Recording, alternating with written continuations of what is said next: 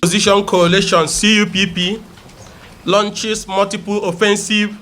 to stop President Buhari-led APC federal government from borrowing and accessing $22.7 billion foreign loan. The Nigeria Opposition Coalition CUPP, acting through one of the registered political parties / coalition member, has just commenced a legal offensive to stop the proposed borrowing of the sum of $22.7 billion by the Buhari government, and also written to all the lenders to hold the loan request in view of the pending legal action. The loan, being sourced from various international lenders, is viewed by the opposition as a poorly executed plan to sell Nigeria into economic slavery and financial colonialism, for which Nigeria was redeemed by the President Olusegun Obasanjo administration. We declare that the loan request by the President is the greatest singular act of disservice any leader could have done to this country. The loan request is riddled with project lopsidedness, lack of financial prudence, secrecy, plan to use loan for frivolous projects, overcosting of projects, corruption, misapplication, and incompetence.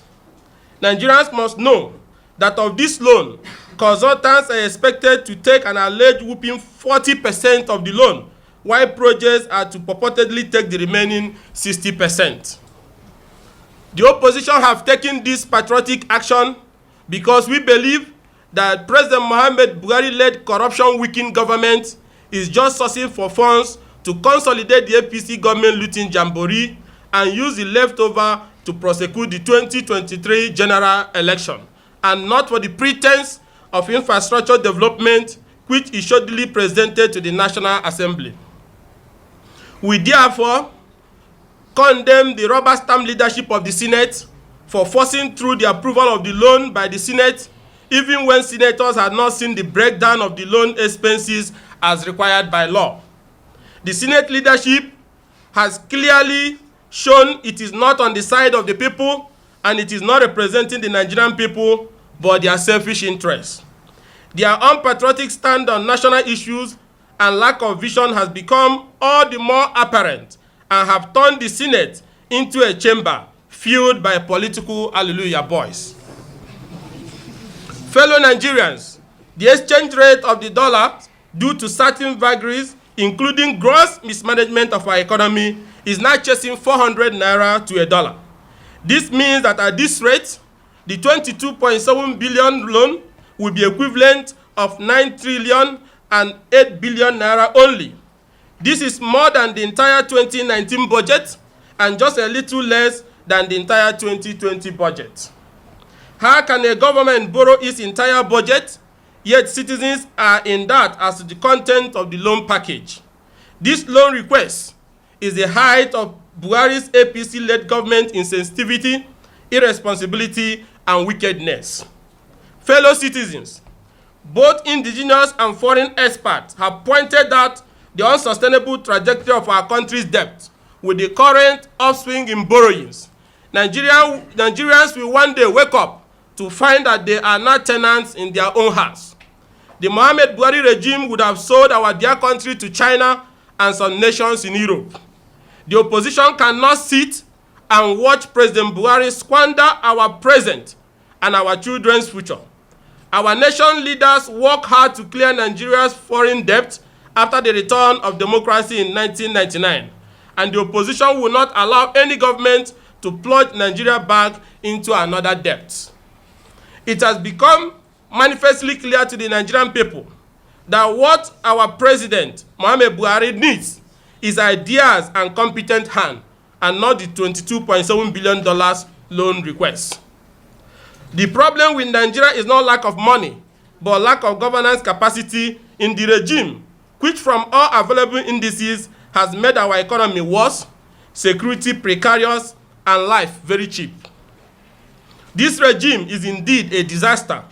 It is peopled by political hallelujah boys. We warned of the lack of capacity by the APC and their master, whose idea of Koboko economies is now outdated. It is a government high in sound but empty in ideas, parading students of home economies who grandstand at world-class economies. We have a government that is more interested in its uninhibited quest for power and holding on to power than knowing what to do with the power for the benefit of the people. After hijacking the parliament, emasculating the judiciary, and crushing the electoral process, Nigerians are now faced with the consequences of a regime that is hustling like traders in Alaba market for Chinese and other foreign loans. Nigeria has now been thrown into a state of economic hiatus and quagmire. This is a loan bazaar, a frivolous borrowing, unsustainable come and chop, and modern-day economic slavery. Unemployment, insecurity, crushing debt burden, unbridled corruption, emasculation of government institutions, impunity, etc. are now the order of the day. Otherwise, how could a government want to borrow $500 million, which is the equivalent of 200 billion naira, only just to pump into its propaganda TV machinery called NTA? This is a television station that is not commercially viable, but only carries government propaganda, which the government does not even pay for. What then is the business plan for the recovery of this loan, or is the government comfortable to tell Nigerians that citizens should pay for their propaganda? Let NTA be made viable by airing other views, and they will generate revenue like AIT, TVC, Channel, STV, and other TV stations. Allowing the loan will be condoning evil, most especially under a government which budgeted only about $500 million for its education sector, despite having over 15 million out-of-school children, is earmarking the same amount for just propaganda machinery upgrade. In view of the above, we call on the House of Representatives to redeem the image of the Nigerian Parliament already compromised by the Senate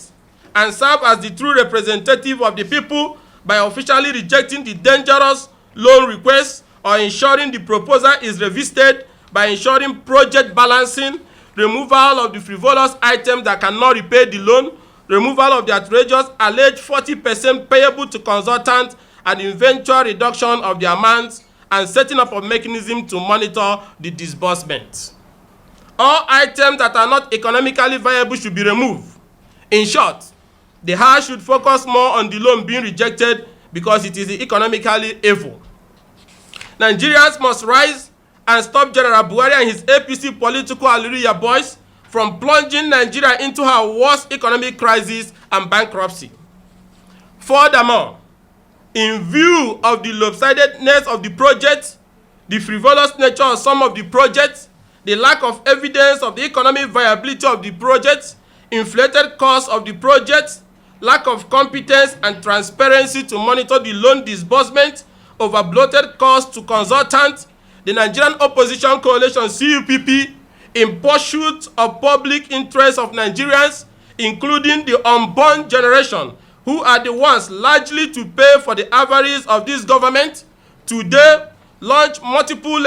legal offensives with public interest suit filed at the Federal High Court, seeking to stop the move by President Buhari-led federal government to borrow away the future of Nigeria and sell Nigeria into economic slavery and irredeemable financial hiatus with the 22.7 billion loan plan. The opposition has also written letters of petition to the foreign lenders to halt the process of continuing the consideration for the $22.7 billion loan. We have warned the foreign lenders to save their money for now and await the outcome of the court action, which we believe will put paid to this fiscal irresponsible move. Also, in view of the pendency of the action in court and in total deference to Nigeria's judicial sovereignty, we warn the foreign lenders, including their brokers and briefcase lobbies, to suspend all actions pending the final determination of the suit challenging the legality of the loan. And in the event of default or disrespect to our laws, which amounts to contempt, the opposition, if and when we come to power in 3 years, will not honor a borrowing bazaar that was consummated during the pendency of an action in court. they can go ahead and give Buhari the money if they have free money to throw away. We have sued the federal government and the National Assembly in a separate suit, and also sued the foreign lenders to stop them and their agents from mortgaging our economic future by consummating a faulty loan deal which will put their depositors' money in danger, and also fund an Owembe urge and shopping extravaganza of a government weakened by corruption and lack of competence, and now hustling for loans on the streets of China and Japan to cover their financial recklessness that have put Nigerian economy into dancing a lantern dance of death. We have asked the court to grant the following prayers: a declaration that, having regard to the provisions of Section 17, Section 20, Section 21, Section 22, and Section 27 of the Debt Management Office Establishment Act, the first and second defendant being the federal government and President Buhari, while acting in concert with the third and fourth defendant being the Attorney General of the Federation and Minister of Finance, cannot undertake any external loan or borrowing on behalf of the Federal Republic of Nigeria without adhering to the National Borrowing Program for the succeeding financial year, as may be presented before and duly approved by the National Assembly. A declaration that it is unconstitutional, unlawful, and ultravirus the executive powers of the President to undertake to borrow external loan or participate in the negotiation and acquisition of any external loan without proper legislative framework and approval of the National Assembly in an openly debated, considered, and deliberated session of the Parliament, where the details of such external borrowing, project financing, and projected repayment modalities will be openly debated and considered by the legislature. A declaration that the purported approval of the National Assembly for the external borrowing by the President, having not been done in accordance with the legislative procedure of open debate and consideration of executive requests, is null, void, and of no effect whatsoever.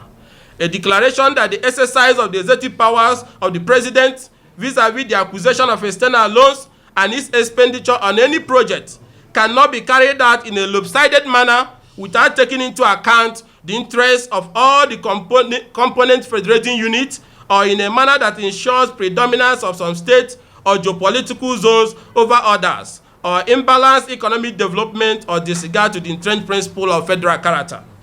A declaration that it is unlawful and unconstitutional for the finance minister to offer or undertake any guarantee for the requested external loan made by the President when the terms and conditions of the said loan has not been duly laid before, considered, and approved by the National Assembly as mandatorily stipulated under the law. A declaration that the action of the President, the Attorney General, and the Finance Minister in undertaking to borrow external loans or participating in the negotiation and acquisition of any external loan without complying with the mandatory provisions of the law with regard to the specification of the cost benefit, the economic and social benefit to which the borrowing is intended to be applied, viability/feasibility tests on the sustainability of the borrowing and project financial, as well as loan repayment projection, is unlawful, contrary to the intent of the law, and therefore null and void.